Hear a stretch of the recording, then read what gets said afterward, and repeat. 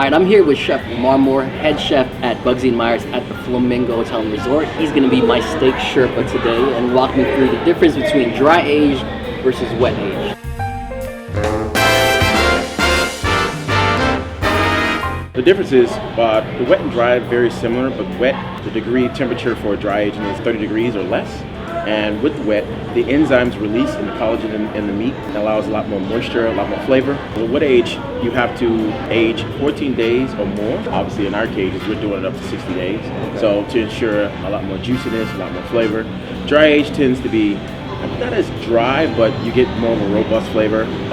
You should taste more beefy, for lack of a better word. Okay, so the funk is there. Yeah, oh yeah, you got a lot of funk. Okay, and when I'm tasting the wet aged and the dry aged, what am I looking for in the wet aged? Lots of moisture. When you take your knife and you cut, it should be really nice and smooth, so buttery that you can cut it with a butter knife. Wow, smoother than a Brian McKnight album. Right? Well, I'm with that. Okay, and then if I go with the dry age, what am I looking for? With the dry age, you can also see that it has a really sharp char on top of it, and that's from the aging process. Also, a lot of the funk that's on there too. There's a lot of marbone still set in the meat, and then we hit it with a little Vermonte, which is a reduction of red wine and some garlic herbs. You gotta keep it simple, right? Yeah, unctuous, man. And this is the wet aged bone and fillet. Correct. So, like you said, this is gonna be smooth. I'm gonna cut right through it. Smooth criminal, man. Smooth criminal. I barely just nudged it along. Yeah, man. It seemed more effortless. Yeah. When I'm working through this piece of meat.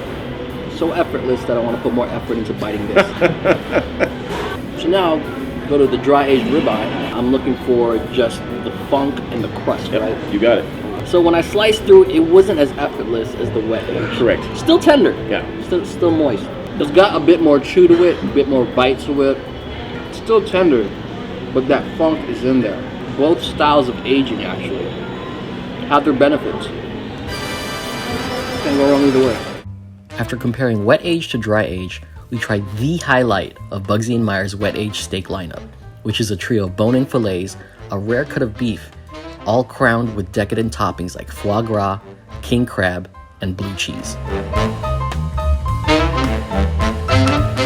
So what really just smacked my palate is that funk of the blue cheese, but after I get right through that, it's into just this whole ride of tender, juicy, flavorful meat, and it's incomparable, really. This crab's been not skipping leg days, clearly. It's well seasoned. You really just don't need to add a bunch of extras, unless you're going for that ballerific effect, which is fine. Go ahead, treat yourself, but standalone steak is phenomenal.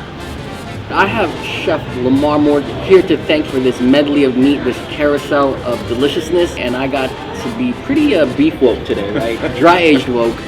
And I have Chef Lamar to thank here at Bugsy and Meyer's at the Flamingo Resort and Casino. I hope y'all enjoyed and got some great information about two different methods, because they definitely have their characteristics and their benefits, and it's something for everybody.